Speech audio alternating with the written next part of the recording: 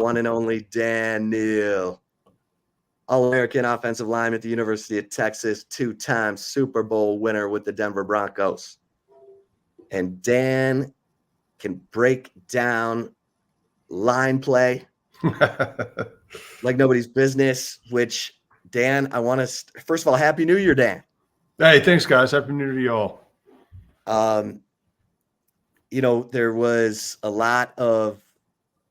There was some good little pre-fight, chatter between T'Vondre Sweat and Byron Murphy and Michael Penix about going up against the Joe Moore award-winning offensive line of Washington. And Dan, what did you see from that Washington offensive line that was so effective in that Sugar Bowl game? Look, a great offensive line. Look, it's so much of the whole offense, right? A quarterback that can get rid of the ball very quickly and throw it like Penix does is going to make any offensive line look good. That guy was amazing. I had no idea he was that good. They didn't have to really give him much time. He got rid of the ball quickly, had a great feel for the rush, and did throw the ball well. I felt going into the game that Texas was going to have to kind of find their pass rush that we saw earlier in the year and kind of went away. And I thought we did get back there and did get some pressure, but just not enough. A lot of that, granted, was Penix. But that did hurt us. We couldn't disrupt him. He kind of was able to sit back there, be comfortable enough to make the throws and find his guys. So I give Washington credit up front. They held up well enough. I wouldn't say they dominated by any measure. They just held up well enough. Yeah, Dan, this Washington offensive line, they won the Joe Moore Award. And again, if you just look at the LBs on the Texas defensive line compared to Washington, what we were talking about is like, man, they haven't seen a defensive line like Texas before. This is going to be easy money. But as you mentioned, like Michael Penix, his ability to be elusive in the pocket, to dodge guys. Like Byron Murphy, he was back there a couple of times, couldn't get him. Yeah. Ethan Burke, he had him. So did guy, we're just talking about Alfred Collins, and the guy, he's just so slippery in the pocket. How difficult, is that for a defense to deal with not only a good offensive line, but a quarterback who isn't going to run very much, but still could get away from pressure anytime it comes? It's difficult. The term the teams I used to play for used, don't miss the layup. I mean, you make it like a basketball analogy. You get all the way down there and you got an easy layup and you miss it. You get all through that offensive line and you got the quarterback dead to rights and you miss the guy. A lot of it, is Penix. He's a pretty tough guy to get down. He seems to be very elusive back there. We could talk about, Chip's man crush Ben Roethlisberger. He wasn't elusive. He just couldn't tackle the guy, right? He was a tough sack. Some of these quarterbacks are that way, and Penix was that way. And to say to your point, I thought Texas' defensive line played really well. They didn't even sniff running the ball. They couldn't get anywhere on the ground. They were able to throw the ball pretty well, though, and it wasn't because the guys weren't getting there. They just weren't getting it home, getting the sack. Chip, before you go, it's kind of odd to think that the only losses that Texas had this year was against two left-handed quarterbacks. Is that a difference? Yeah, I mean, is there anything going into that? Because I know you just made a basketball reference. On the court, when you're facing a really good lefty and you're guarding them, it can be kind of a mind muck to where, okay, I'm used to guarding this way, but this guy's doing things oppositely. Could that go into it a little bit? I don't think much. Yes, it's all different with lefty quarterbacks. I hate them. But it's not to the point where, oh my gosh, this is lefty. We got to relearn everything. It's just things are different. Everything's kind of opposite. But I don't think it's anything significant to where I'd read too much into it. Did you ever play with a lefty quarterback, Dan? No, I hate him because I played for Denver, as you guys know. Well, my coach Mike Shanahan came from San Francisco. Well, San Francisco had this left-handed quarterback called Steve Young. We actually still had plays that we ran that were set up for a left-handed quarterback because that's just the way they did it, And I'm like, can't we flip this around? Wouldn't that make more sense? And the reason I used to hate it is it put a lot more pressure on the right guard because the lefty quarterback's back's to the right side. Anyway, long story, but I hated lefties because it just screws everything up for me. Dan, before we get to Texas, that Washington offensive line, their zone blocking, I thought was really good. When you kind of project, well, first of all, your thoughts on their zone blocking and how difficult of a matchup are they for Michigan? Oh gosh, jumping ahead to Michigan. Michigan's pretty good on the defensive side of the ball. I mean, that Alabama game after the first half, I'm like, it'd be a shame if Michigan lost this game because they're a better team. They absolutely just dominated. They just couldn't score. 55. You know what? This is the thing I love about football. And nothing against Devondre Sweat. I think he's a great player. And everybody's talking about, man, Devondre Sweat's 360. Look at him. Well, 55 is probably, for Michigan, that is, whatever his name is. What is he, 285? And he's whipping everybody's ass? You don't need to be 360. You just got to know how to leverage and hand placement. And I'm watching this guy. He's perfect in his technique. I love it when I see guys like that play football. So, I think Michigan's defense is phenomenal. So I think Washington's going to have their hands full. But I also think Texas's defense is pretty damn good too. And I know Washington put up some points, but I don't know about you guys. I don't remember the last time NFL or college I've seen a quarterback put the ball where Penix put it. I don't care who you're playing. I don't care how good a coverage you have. You can't cover that ball. That's just I can't even fathom how he threw the ball. I've never seen that before. It's amazing. It doesn't matter. You can have the best defense. You can put 4 all-pro covers guys out there. You can't defend that pass. And NFL scouts are trying to say his release is a little awkward, Dan, which is nuts to me. Like, you know how they nitpick. You know how these scouts nitpick when you're coming out. Like, I don't see it. It's not like he's Tebow with the left. Like, the dude, it's a pretty ball. And then seeing it in person, like Chip and I did, it's a different throw, man. He is different. I tell you, I would be the first to admit I'm not a great quarterback judge. I thought Tom Brady sucked the first time I played him, so I don't know jack, right?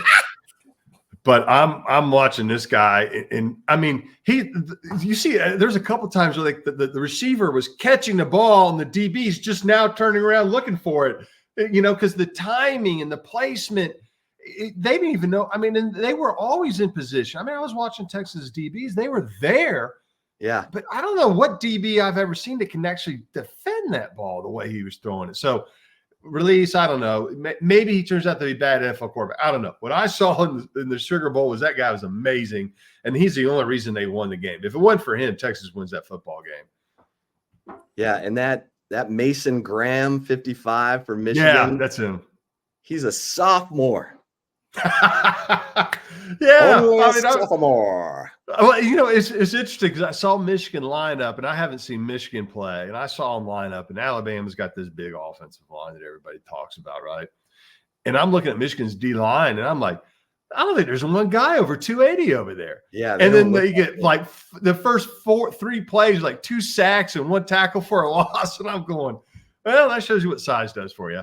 You fat and slow is no good.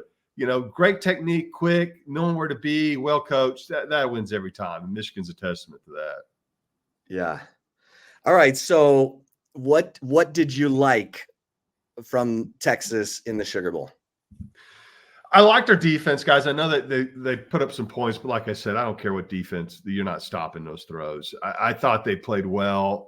Like we were talking about earlier, they got close. They just couldn't get home. But they played tough over there. I was really impressed with how hard they played. That's what I liked.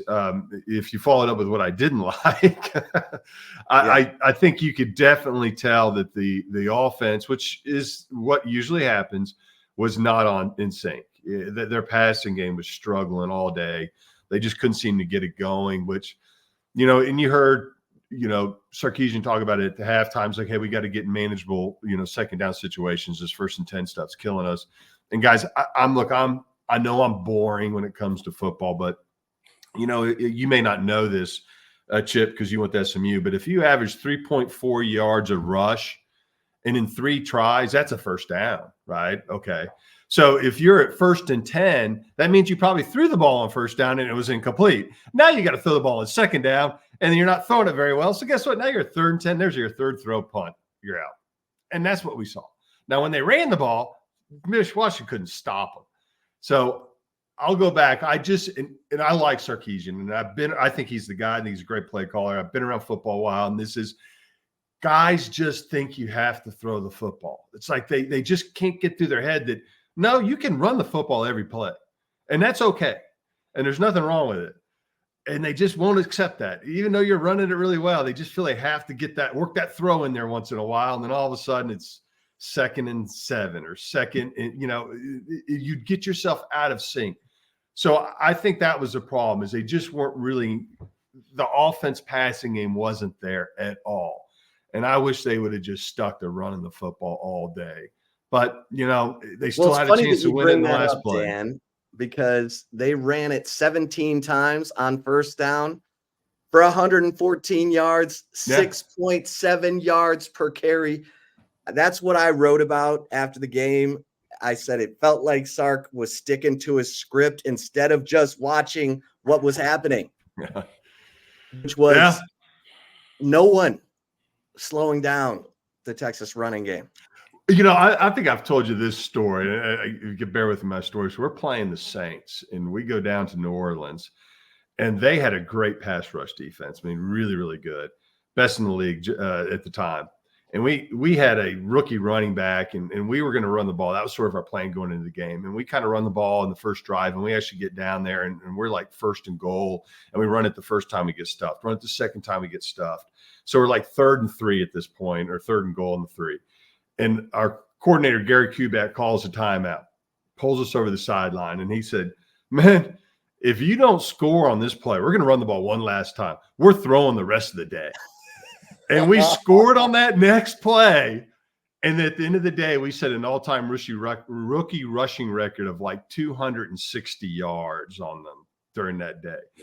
And the point being is, as an offensive line, we wanted to run the ball. The running back wanted to run the ball. Everybody wants to run the ball, and really the only ones that don't are maybe the quarterback and receivers. And who's listening to those guys, right? And so if you got a chance to run against a team, because you talk about, hey, what do you have to do? You have to stop the run, establish the run. The run's demoralizing for defense. So why not just, if you can run in the beginning, run all day. Run all day. Make them stop you. And that's the thing, Dan, as to what Chip was referring to with the script. Like, you got a 40-play script.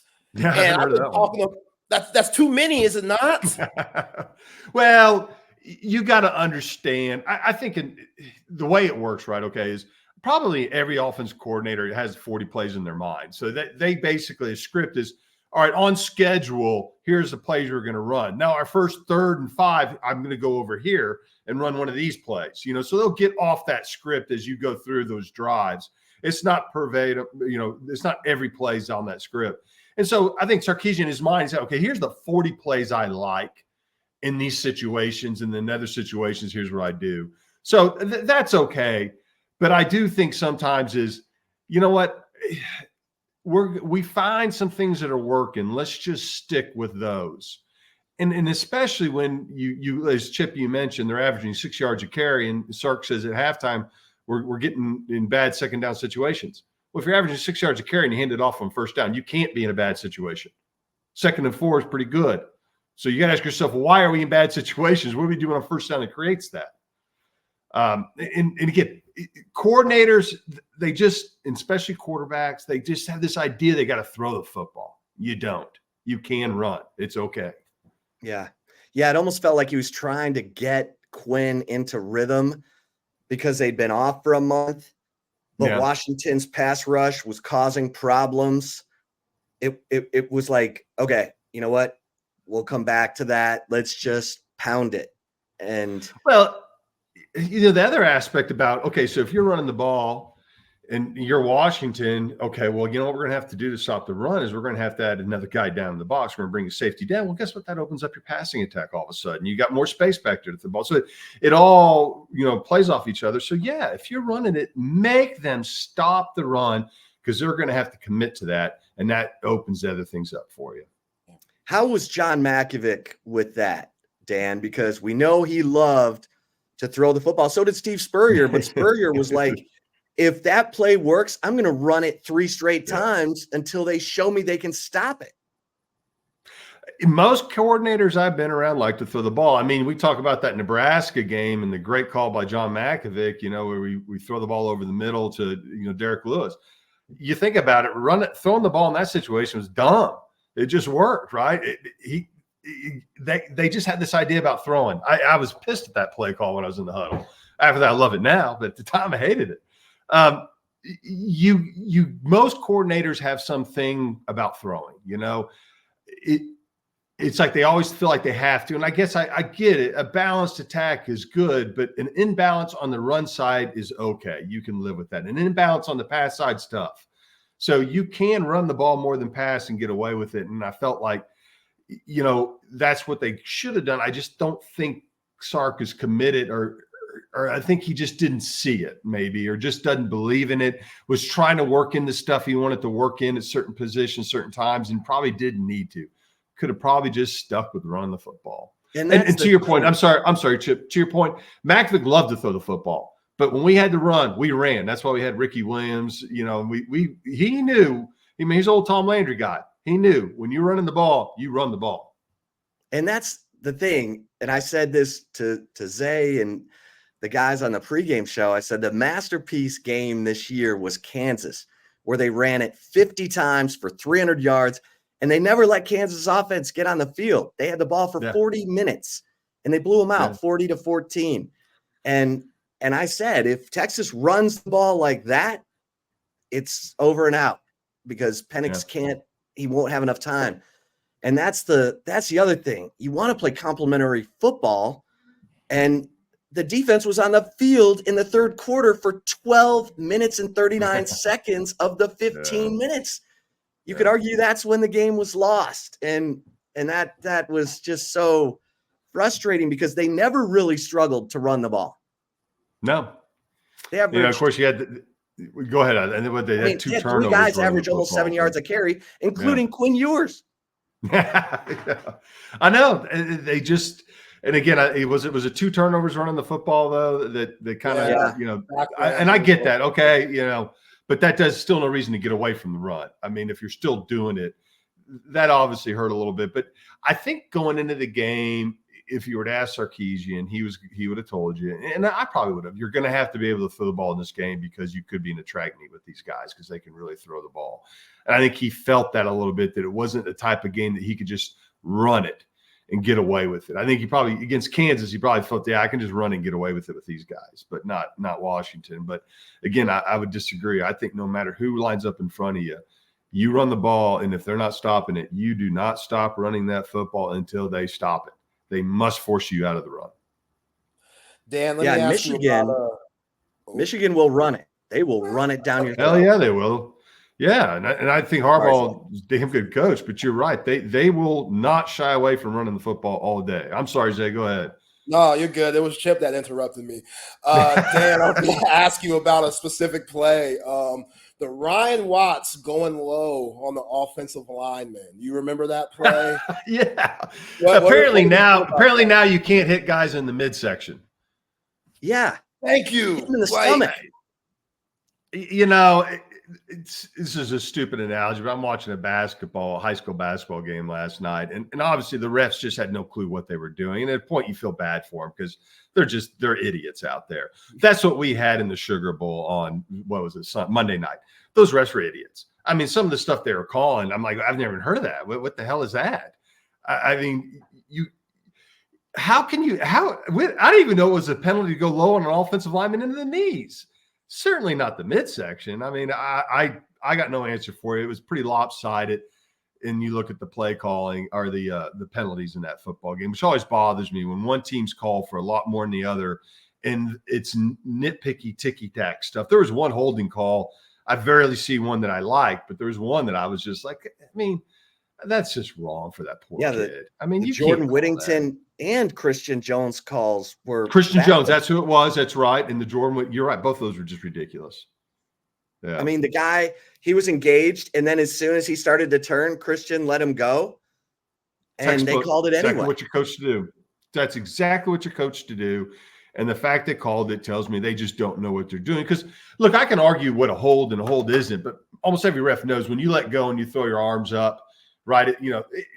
in a reasonable time, you're basically saying, hey, that's not a hold, and they don't call that. And when you hold on and you try to, was like trying to sell it. They just didn't. Again, they didn't know what they were doing. Now at the high school game, when I'm watching freshman high school basketball and they don't know what they're doing, I feel bad for them. When I'm watching a college football game in the playoff in a bowl, it pisses me off. They don't know what they're doing. They're getting paid. They have a job and they can't do their job. It's irritating. Big Ten refs, Dan. Washington going to the Big Ten next year. Just don't food for thought. Just saying. Conspiracy. I was like, I thought we were done with this when we left the Big 12. Really, this is still going on? Yeah, the Big 12, they didn't call holding on anybody.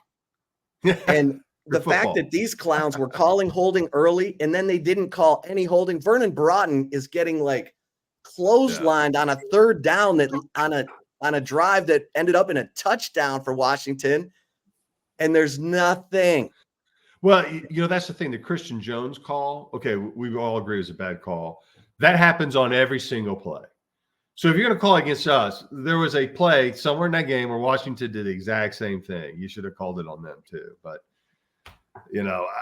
it's frustrating. And I've had many a frustrating moment with refs. Trust me, very frustrating. But at the end of the day, it's just you can't do a damn thing about it. Yeah. It's like the Lions-Cowboys game. I mean, the guy, Taylor Decker, says he reported. The ref's like, no, number 70 did. And it cost them a win, Dan, and it's going to cost them seeding in the playoffs. I knew the significance of it, Chip. And I was thinking about you because 30 years they win the division. Every 30 years, Chip. So maybe – how old are you? Maybe that might be the last one you see. I'm old. I'm old. That might be it for you, Chip. That might be it. So get you a shirt. The refs, don't screw it up. This could be my last chance. Yeah. No, it is. And how do you think those players feel? They work hard all year, and a ref mistake could cost them a home game, or and it really frustrating if they have to go back to Dallas, which may happen. It's frustrating. Yeah, I know. And I said it's their livelihood. These guys work hard for this. Just do your job and get it right. Did you happen to see that or the replays of it, Dan? Because clearly the Lions were trying to. I saw the replay, Chip. I rarely am up past 8:30, so there's no way I watched that live. In fact, I missed some of the third quarter of the Texas games. I fell asleep, but I saw the replay, and yes, clearly. They went up and talked to the ref, and you're not. I've done that. You're not going up to him unless you're checking in to be eligible. You don't just go, "Hey, what's going on, man?" You don't. So yes, it was a total screw up by the refs. Everybody knows it, and they're all trying to save their face by saying it wasn't. All right. So Alfred Collins, it sounds like he's going to come back. He's a senior who's going to use his COVID red shirt to come back for a 5th year. Big 95 for the Texas Longhorns. Yeah, I think that's huge news. It's great.